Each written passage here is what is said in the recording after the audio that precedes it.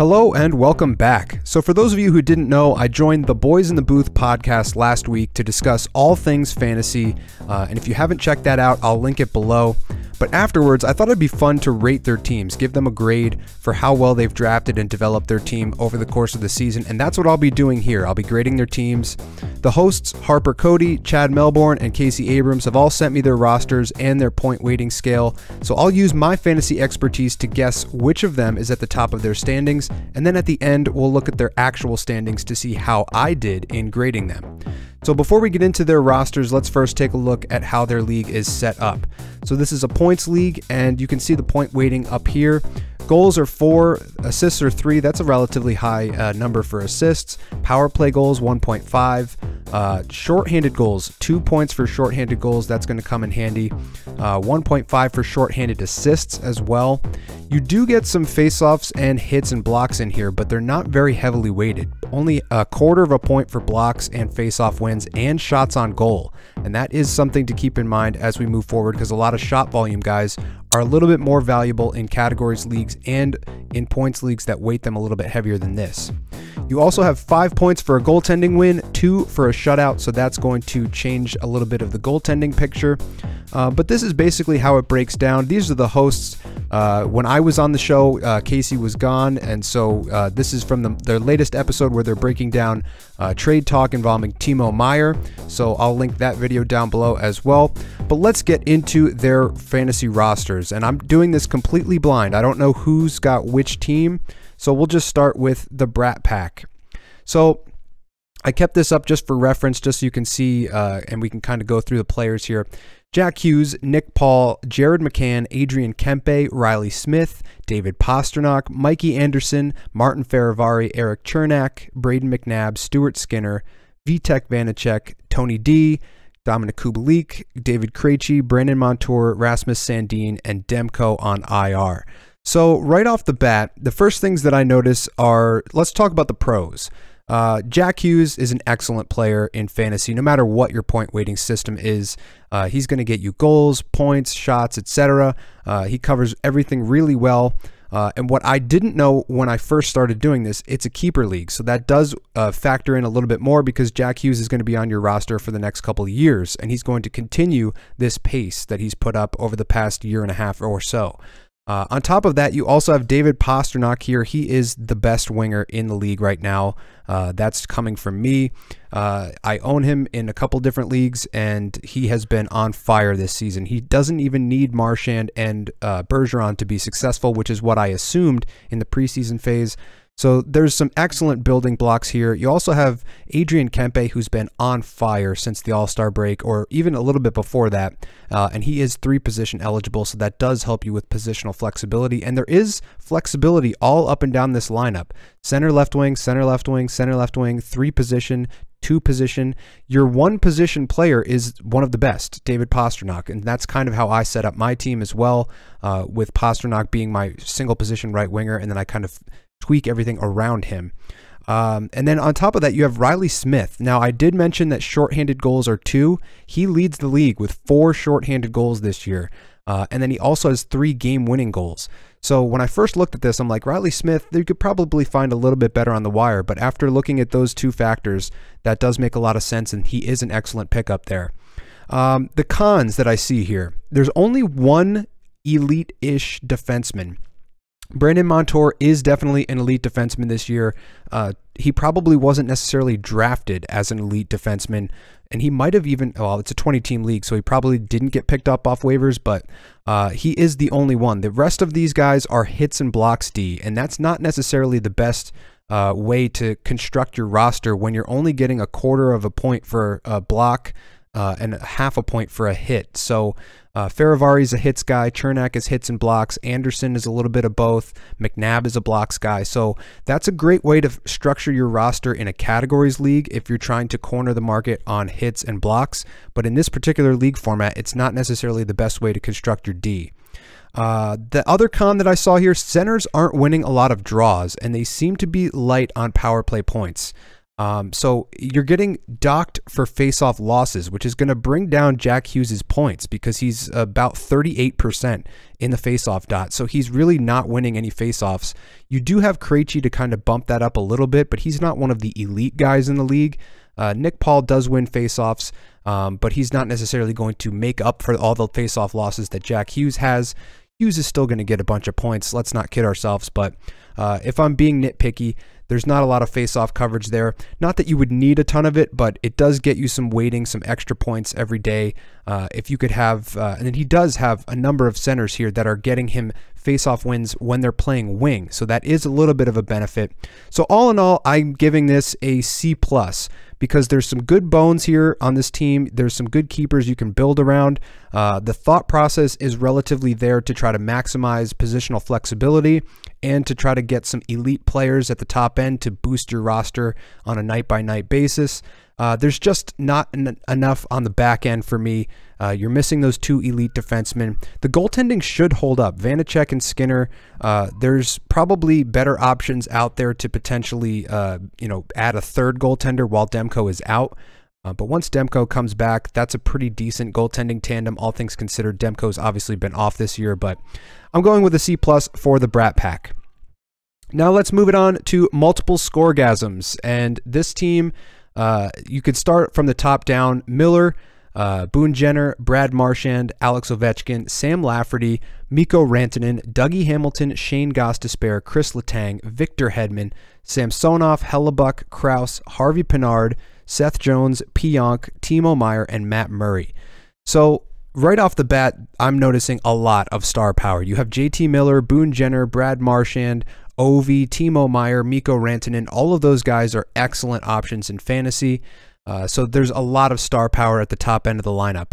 The next thing I notice, there's 3 elite defensemen. You have Chris Letang, Dougie Hamilton, Victor Hedman, and at points in the season, Shane Gostisbehere would have been considered that as well. And then you also have Neil Pionk and Seth Jones down at the bottom here, and they haven't been bad. And I don't see any negative weighting for plus-minus, so that does add some value to Seth Jones because obviously he would be pulled down by the plus-minus. But I don't see that here. So this is an excellent D-core, and you have a lot of top-end offensive talent. And the goaltending should be really excellent. You have Hellebuck, who's arguably a Vezina finalist this year, at the very least. You have the Toronto goaltending tandem with Samsonov and Murray. And basically the only con that I see here is that goaltending tandem has been banged up all year. So there's nothing really you can do about that. You kind of planned for it in terms of picking up 2 goaltenders from a very strong defensive team. At times, Murray's been out. At times, Samsonov's been out. And the only thing that I would maybe do is add another goalie instead of another defenseman just to make sure, because if you're going to get 5 points for a win and then 2 points for a shutout, you're getting a minimum of 5 points if you can pick up a good goaltender on a winning team as your G3. But nonetheless, this is a really well-constructed team. And another thing I wanted to mention, some unique but sneaky waiver ads. Raphael Harvey Pinard, this person may or may not watch Data Draft. I'm just going to say that right now. They also have Sam Lafferty, which when I was reading that, I was like, why? Why is Sam Lafferty in this lineup? Well, he's actually sneaky productive, and he's got 4 shorthanded goals on the season, and he's tied for the league lead in that. And on top of that, he's a center right-wing dual eligible player, so he's giving you a couple of face-offs here and there. So that is a little bit of a sneaky waiver pickup. And then you also have Lawson Krause, who's a power play, not a power play guy necessarily, but he does get power play time, and he will put up some power play points. So this is a person who typically looks at the waiver options and finds the best of the waiver options, and that signals to me that they watch Data Draft, right? So nonetheless, I'm going to give, not necessarily because they watch Data Draft, but I'm going to give this person an A because this is a very well-constructed team. Now, the one thing that I did notice, because this is a keeper league, this player must have given up a bunch of draft capital to get some of these players. There's no way you should be able to construct this kind of a roster in a 20-team league. So that is something to keep in mind. Maybe in the future, this is going to come back to bite this person, but for right now, they're going for it, and they have a legitimate shot to win the championship this year. Last but not least, Sunnyvale, let's go through the team. Kuznetsov, McTavish, Hyman, Skinner, Trevor Moore, Jesper Bratt, Mikhail Sergachev, Kalen Addison, Ryan Pulak, Devon Taves, Vasilevsky, Copley, Dubois, Pesci, Lehkonen, and Bunting. Now, the first thing I thought of, why does Bratt Pack not have Jesper Bratt? That's the first thing. Like, why would Sunnyvale just steal him from him like that? Maybe there's a little bit of bitterness in that draft room when that happened, but maybe there was a trade. I don't know. Now that I see that, the next thing I notice is that I know whose team this is because they picked Vasilevsky, and we were talking about that in the podcast. So this is Harper's team for sure. You should not draft a goalie in the first round, and he did that. So we were kind of chuckling about that on the podcast. But nonetheless, Copley is a really decent waiver goaltender, so his goaltending should hold up with these two guys. I would maybe throw in a third goalie just because, a lot of these teams are running two goaltenders, and maybe there's not a lot on the waiver wire, but you're getting 5 points for every win. So if you can get, a third string goalie on a winning team, like a Joseph Wall or something on Toronto with some of those guys out or something like that, that will boost your point totals on a regular basis. But other than that, these two are fine. The next thing that I noticed, there's underrated good wingers here. So Zach Hyman, Jeff Skinner, Trevor Moore, Jesper Bratt, Arturi Lehkonen, Michael Bunting. These are all really solid, under the radar kind of wingers who are between 65 and 85% owned. Zach Hyman's going to lead the way. He's been the most productive of the bunch. Jeff Skinner had that huge chunk of the season where he was absolutely dynamite for Buffalo when Tage Thompson was going off and he was on that line, etc. The other thing that I notice here after these wingers and after looking at the goaltending, and we'll get this is part of the cons section, is there's no star power up front.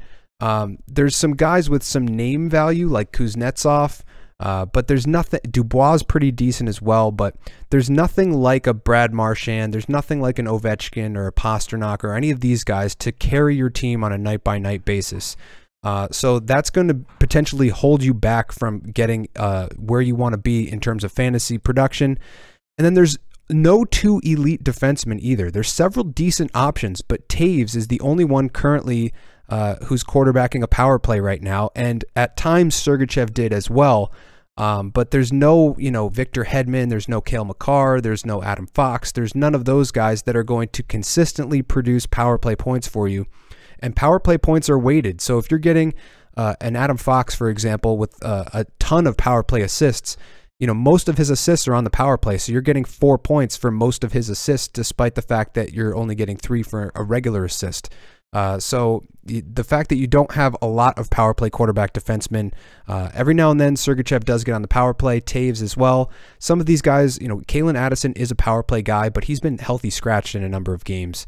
And that brings me to my next point. You can't really rely on rookies for anything other than streaming. So I see Mason McTavish up here. I see Kalen Addison here. These guys are very unpredictable. They're very inconsistent in their production. When they're going, they're pretty good options, but when they're not going, they're not doing anything for your team. Typically, I like to have a player who's going to give you a decent floor and then go off on top of that. And younger players have a hard time doing that. It's a difficult league, and for young players to try to come in and produce like that is not always attainable for them. So with that said, I'm going to give this a D. There's not a lot going on in terms of following the data draft strategy because I believe Harper didn't know about the data draft strategy. So hopefully next year he will have some draft capital and be able to make some moves to help shore up his blue line a little bit and get some of that star power up front. But that's going to do it. These are the 3 teams that I had to look at. So now let's take a look at the standings and see how I did in grading their teams. So as we look at the standings up, see, this is a 20-team league. This is insane. This is going to drive me nuts if I had to play in a league like this. But nonetheless, Multiple Scoregasms is number 2 in the league, and I cannot believe this person is 18-0 still. I'm in a face-off league that I pretty much gamed the system, and I was 16-0, and I just lost last week. So the fact that this person is still undefeated is kind of insane. But Multiple Scoregasms has more points.